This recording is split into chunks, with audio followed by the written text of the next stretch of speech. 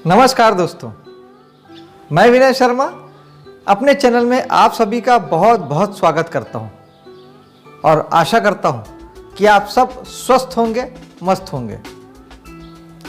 दोस्तों, आज बात करते हैं राहु केतु का गोचर।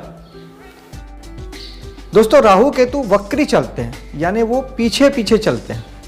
यानी अभी अगर वृश्चिक राशि में केतु थे तो वो तुला राशि में आ जाएंगे, और अगर वृषभ राशि में राहु थे तो वो मेष राशि में आ जाएंगे।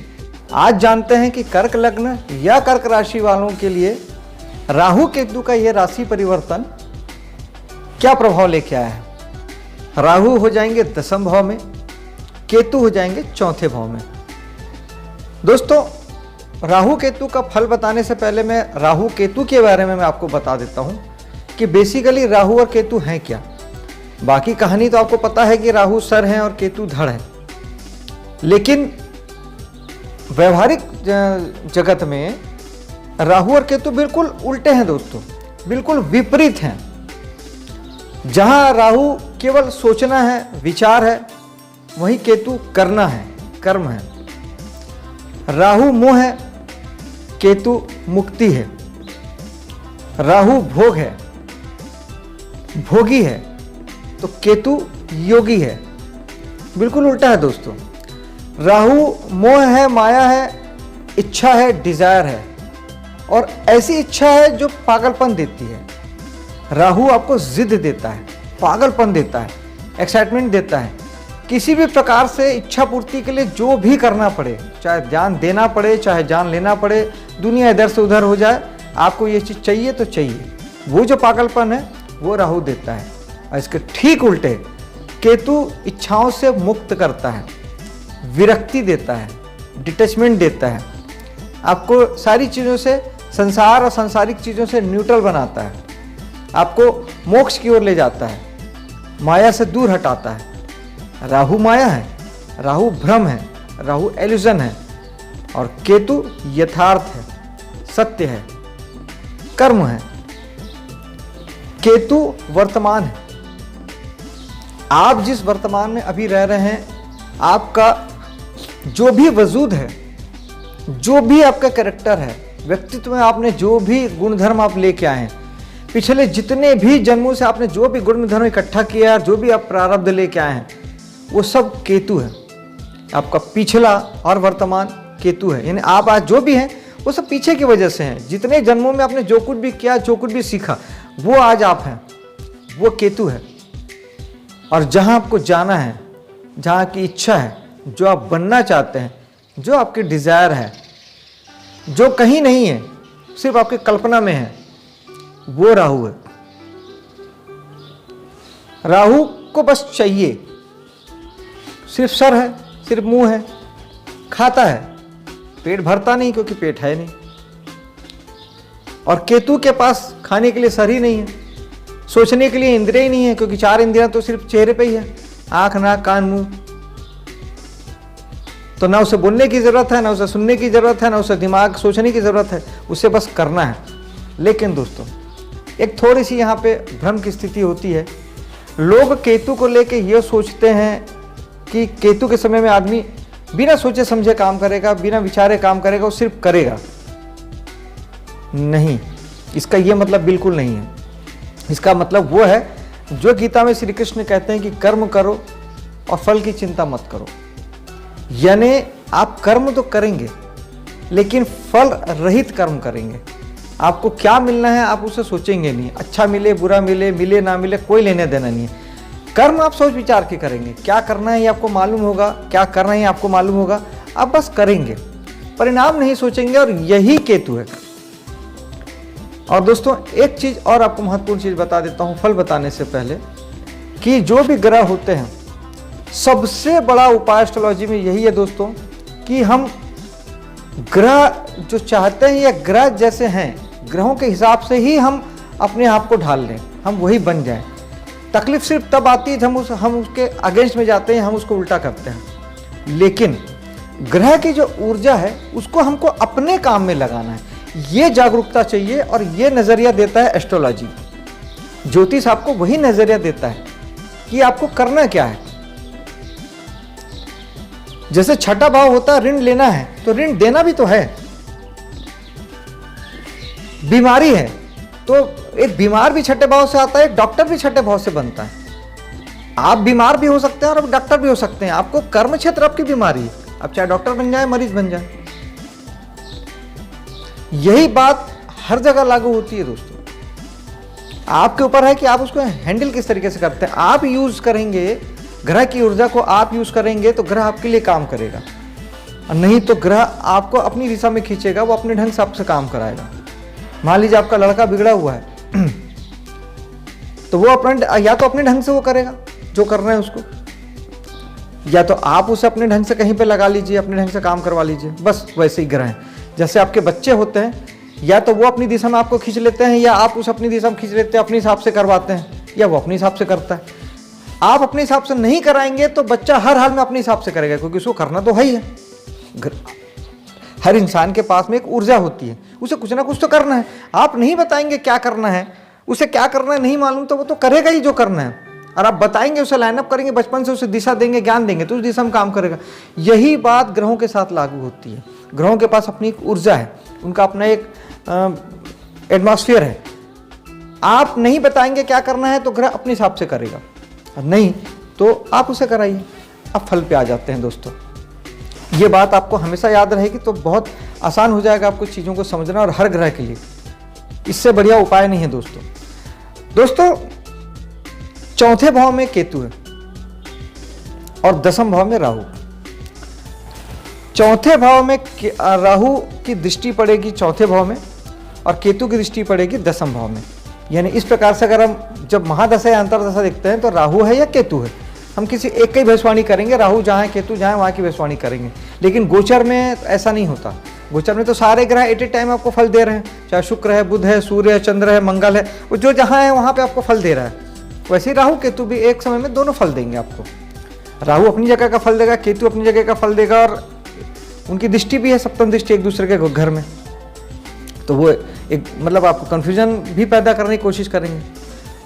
चौथे भाव में केतु, चौथा भाव होता है आपके घर के सुख का, वाहन का, आपकी प्रॉपर्टी का, आपकी जो ऑन फैमिली है, आपकी पत्नी, बच्चे, जो आपका अपना परिवार है उसका। ये चौथा भाव होता है दोस्तों। अब यहाँ बैठा हुआ केतु अब 18 महीने जब ये इस राशि में आ जाएगा तो अगले 18 महीने के लिए यहाँ से आपको वो डिटैच करेगा, आपको वहाँ से वो अलगाव पैदा करेगा, या आपको थोड़ी सी विरक्ति सा देगा। आपको अपनी फैमिली से थोड़ी सी विरक्ति हो सकती है, घर के सुख से, घर से विरक्ति हो सकती है, घर में आपका मन न लगे, वाहन वगैरह सारी चीज़ों से आपको, यानी इन चीज़ों से, जो घर है, वाहन है, घर का सुख है, शांति है, इन चीज़ों से आप विरक्त होंगे। तो जाएंगे कहाँ? राहु ले जाएगा ना आपको दसम में, वहाँ भी जाएंगे आप। तो इन चीज़ों से विरक्ति होगी। लेकिन राहु की दृष्टि भी वहाँ पड़ रही है। किसी भी भाव का फल हम 3 तरीके से देखते हैं, फिलहाल 2 तरीके से देखेंगे। एक जो ग्रह वहाँ बैठा है और एक जिस ग्रह की दृष्टि है। तो केतु वहाँ बैठा है, राहु की दृष्टि है। राहु है मोह माया, विरक्ति का ठीक उल्टा। तो राहु जो है वो पागलपन देगा अपनी जगहों की, दसम भाव की।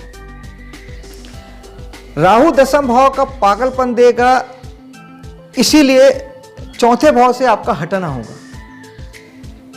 बात समझ रहे हैं आप? यानी आप जाएंगे कहां? दसम भाव की तरफ जाएंगे।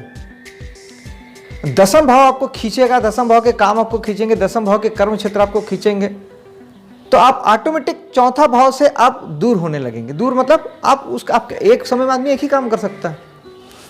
गलत सही कुछ नहीं दोस्तों, बात समझिएगा। राहु और केतु को हम अलग अलग कर ही नहीं सकते। राहु और केतु को हमको साथ में लेके चलना पड़ेगा, क्योंकि वो बिल्कुल पैरेलल हैं। क्योंकि राहु की दृष्टि यहाँ, केतु की दृष्टि वहाँ। दसम भाव में भी राहु केतु है, चौथे भाव में भी राहु केतु है। चौथा भाव डिटैचमेंट है, लेकिन राहु कहीं तो खींचेगा आपको, दसम में खींचेगा। और दसम भाव में राहु है, वो आपको जिन चीज़ों के लिए खींचेगा, वहाँ पे आपको केतु की दृष्टि है, वो अपनी चीज़ों से आपको विरक्ति भी देगा। दोस्तों, इसका सबसे बढ़िया हल ये है कि चौथे भाव में जब केतु है तो केतु योगी है, तो आपको चौथे भाव को लेके एक योगी की तरह बर्ताव करना है। वहां से चीजों को छोड़ना नहीं है, छूटेगा कुछ भी नहीं। इस 1.5 साल में छूटना कहीं कुछ नहीं है।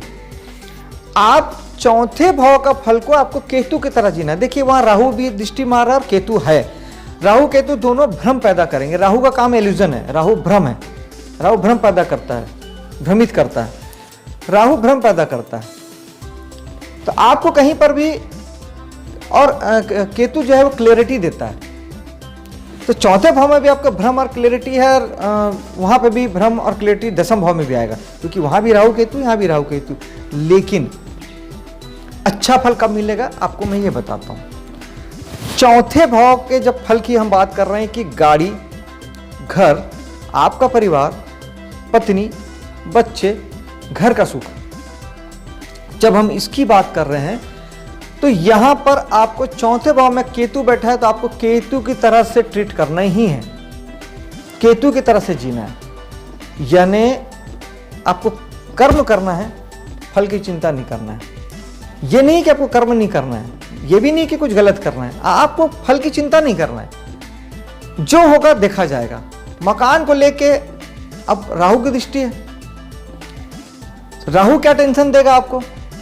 अरे आपको 10वें भाव का तनाव होगा, इतना काम है, ये है, वो है, सरकारी डिपार्टमेंट है, ये आ गया, वो आ गया, मैं कैसे करूं, क्या करूं।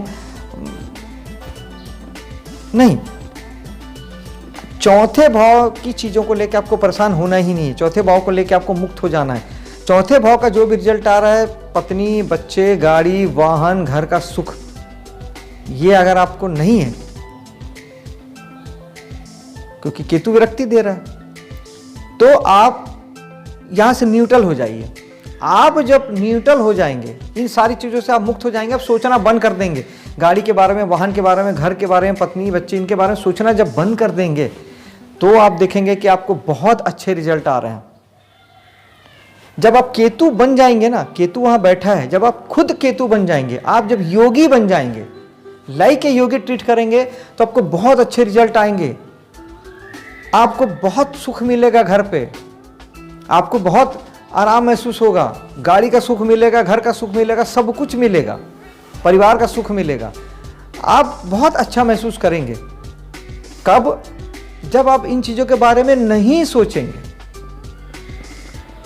और अगर आपने इन चीजों के बारे में सोचा, जो कि राहु की दृष्टि है, राहु आपको सोचने के लिए मजबूर करेंगे। राहु किस चीज के लिए पागलपन देंगे? इन्हीं सब चीजों के लिए राहु पागलपन पैदा करना चाहेंगे।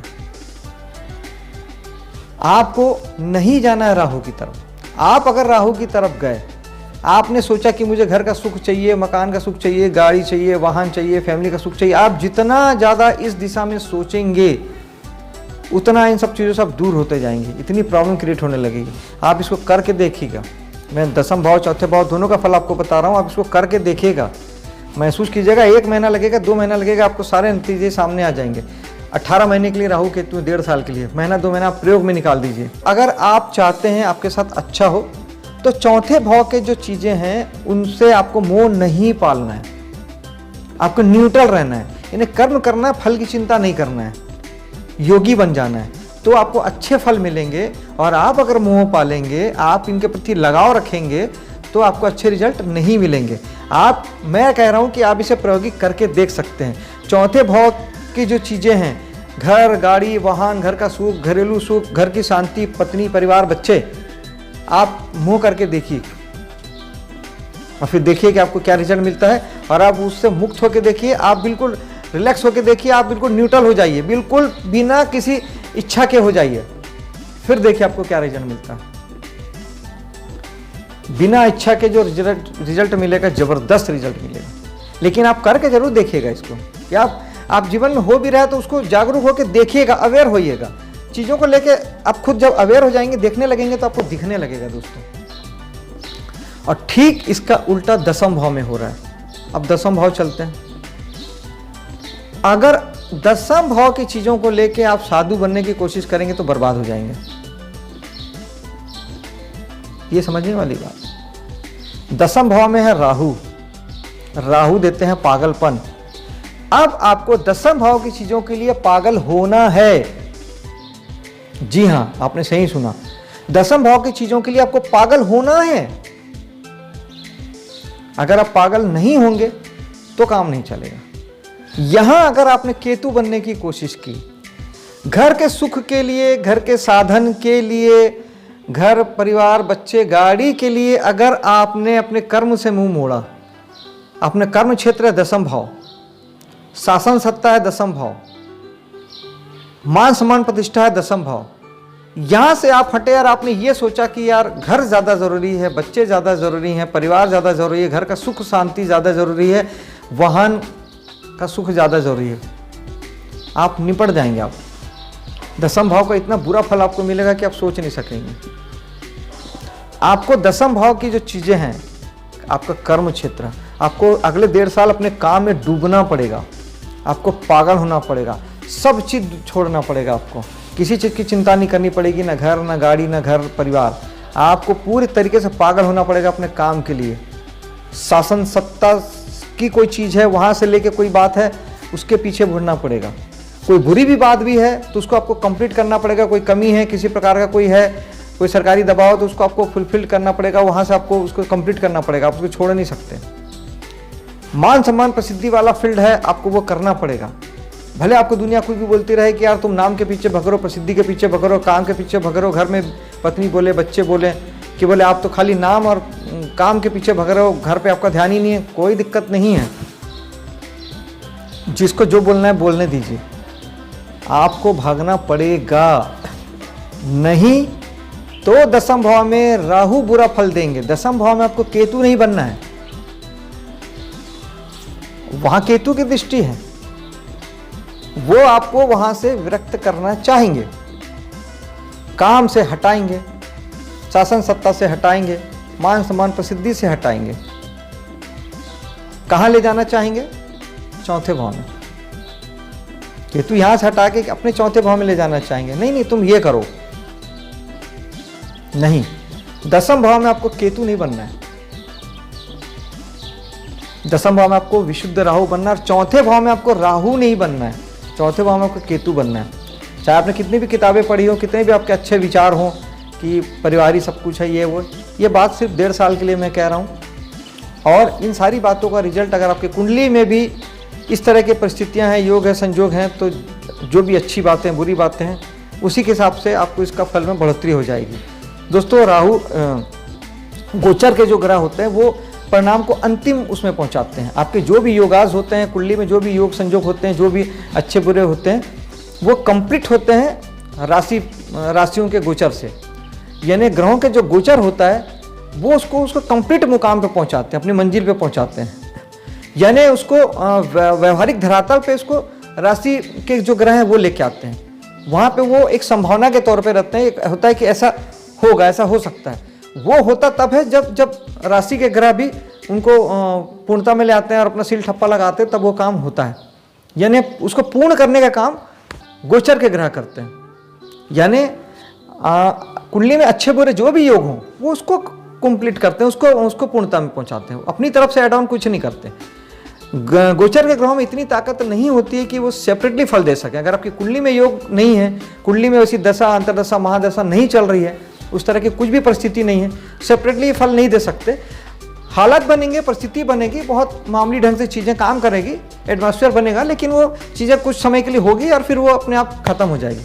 वो आपको बहुत गहरे तक, बहुत दूर तक, ये बहुत परिणामजनक परिणाम नहीं दे पाएगी जब तक कि आपकी कुंडली उसको सपोर्ट ना करती हो।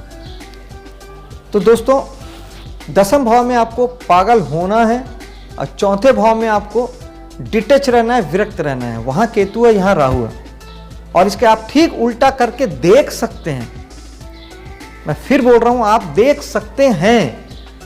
आप महीना 2 महीना आप इसको उल्टा करके देख सकते हैं, तो करने की जरूरत ही नहीं है। दसम भाव में केतु की दृष्टि, आपको यही तो भ्रम है ना, राहु और केतु का। चौथे में भी राहु केतु पहुंच गया, केतु बैठा है, राहु की दृष्टि है। दसम में भी राहु बैठा है, केतु की दृष्टि, दोनों जगह है। भ्रम पैदा होता है, इल्यूजन पैदा होता है, इधर जाऊं किधर जाऊं। यही चीजें फिर मानसिक टेंशन देती है, आप परेशान होंगे, आप दोनों जगह को लेकर परेशान रहेंगे। 2 ध्रुव हो गए, आपका चौथा भाव घर और दसम भाव वर्किंग, ये दो ध्रुव में आप बीच में लटकते रहेंगे, आप परेशान होते रहेंगे दिन रात, ये करूँ, घर ज़्यादा जरूरी कि काम ज़्यादा जरूरी है, कभी काम के पीछे भागेंगे, कभी घर के पीछे भागेंगे, और ये सब करेंगे तो आप पागल हो जाएंगे, आप परेशान हो जाएंगे। घर काम, इधर जाऊँ उधर जाऊँ, राहु केतु यही है। लेकिन इसी को मैंने बताया, ये एस्ट्रोलॉजी है दोस्तों, ये आपको ये बता रही कि कहाँ आपको डिटैच रहना है, कहाँ आपको जुड़ना है। जहाँ राहु है वहाँ राहु बन जाइए, लेकिन उसका यूज अपने लिए करिए, अपने हिसाब से करिए। राहु बनिए अपने लिए, वो जिद, वो पागलपन काम में अपने फायदे के लिए पैदा करिए। और चौथे भाव में डिटैच रहना है, सिर्फ किसी से कोई छोड़ के थोड़ी भागना है, कि ना ही उनको कोई दुख पहुंचाना है। परिणाम के बारे में नहीं सोचना है, बस न्यूट्रल हो जाना है, जो होगा होगा। परिणाम आप अगर परिणाम रहित हो जाएंगे तो आपको अच्छे परिणाम आएंगे। मैं आपसे कह रहा हूं, दावा कर रहा हूं आपसे कि चौथे भाव के परिणाम तब अच्छे आएंगे जब आप वहां से डिटैच हो जाएंगे, और दसम भाव के परिणाम तब अच्छे आएंगे जब आप पागलपन दिखाएंगे। आप इसका उल्टा करके देख लीजिएगा। चलिए, दसम भाव से आप विरक्त होकर देखिएगा, और चौथे भाव में आप पागल होकर देखिएगा, मोह पाल के। दसम भाव में मोह पालिए, चौथे भाव में मोह पालिए, और दसम भाव में आप विरक्त होकर देखिए, करके देख लीजिए 1 महीना, फिर बताइएगा मुझे कमेंट्स करके कैसा रहा। दिखेगा सर, दिखेगा आपको, एक एक चीज दिखाई देगी, एक एक घटना दिखेगी। देखने का नजरिया होना चाहिए। और अब अगर आप मेरा वीडियो अगर आप देख रहे हैं ना, तो एक चीज आप जरूर शुरू करिए, देखने की वो पैदा करिए, जागरूकता पैदा करिए, अवेयरनेस पैदा करिए। घटनाओं को सिर्फ घटने मत दीजिए, उसको देखिए, उसको समझिए कि चीजें हो क्या रही, क्यों हो रही है। ज्यादा बेहतर ढंग से जिंदगी जी पाएंगे दोस्तों।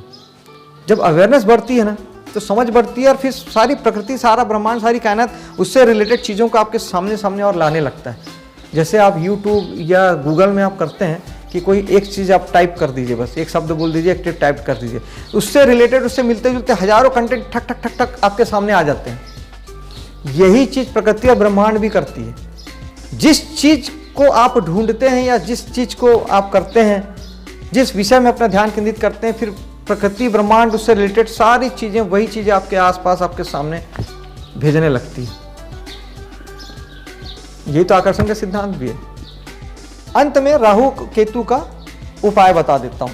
अगर इस 1.5 सालों में आपको किसी भी प्रकार की चौथे भाव से संबंधित कहीं कोई तकलीफ आती है, या आप राहु केतु का हैंडल नहीं कर पा रहे हैं, बताने के बाद भी, आपको मालूम होने के बाद भी अगर आप उस तरीके से ट्रीट नहीं कर पा रहे हैं, और आपको किसी भी प्रकार से अगर तकलीफ होती है, चौथे भाव से तकलीफ होती है, यानी घर, गाड़ी, संपत्ति, आपका परिवार, आपकी पत्नी, आपके बच्चे और घर का सुख शांति, आपको अगर इससे रिलेटेड तकलीफ आ रही है, तो केतु के लिए गणेश जी की पूजा करेंगे।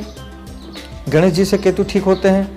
और राहु और केतु दोनों के लिए मेडिटेशन सबसे बेस्ट उपाय है दोस्तों। मेडिटेशन करेंगे तो राहु केतु दोनों का उपाय हो जाएगा। राहु केतु दोनों सिर्फ भ्रम और इल्यूजन है, कुछ नहीं है। केतु यथार्थ है, राहु भ्रम है। ये दोनों प्रॉब्लम पैदा करते हैं। जब आप ध्यान करते हैं तो आपको विजन मिलता है, सारा दिमाग आपका खुल जाता है, आपको क्या करना है और क्या नहीं करना आपको ये समझ में आ जाता है। बस राहु केतु वही है, क्या करना है और क्या नहीं करना है, वो आपकी क्लैरिटी जो है आपको मेडिटेशन देती है। और उसके अलावा दसम भाव में अगर राहु परेशान कर रहे हैं, कर्म क्षेत्र में किसी प्रकार की रुकावट है, बाधा है, परेशानी है, चिंता है, कार्य क्षेत्र में कोई दिक्कत आ रही है, वहाँ टिके रहने में आपको समस्या आ रही है, तो राहु के लिए मेडिटेशन तो है ही है। राहु के लिए एक बहुत अच्छा उपाय है दोस्तों, आप सूखा नारियल बहते जल में हर महीने की अमावस्या को एक नारियल को आपको बहाना है। इससे ज़्यादा बार भी कर सकते हैं कि अमावस्या अच्छा दिन ऑथेंटिक होता है, वरना आप हर शनिवार को भी ये उपाय आप कर सकते हैं कि एक सूखा नारियल आप बहते जल में बहा दीजिए, तो आपको बहुत अच्छे रिजल्ट इसके आएंगे। और राहु चाय कॉफ़ी भी है, तो दोस्तों को, रिश्तेदारों को खूब चाय कॉफ़ी पिलाइए, तो उसका दान हो जाएगा, राहु भी ठीक होने लगेंगे। वीडियो पसंद आया हो तो लाइक शेयर कीजिएगा, चैनल को सब्सक्राइब कर लीजिएगा। मिलता हूँ अगले वीडियो में।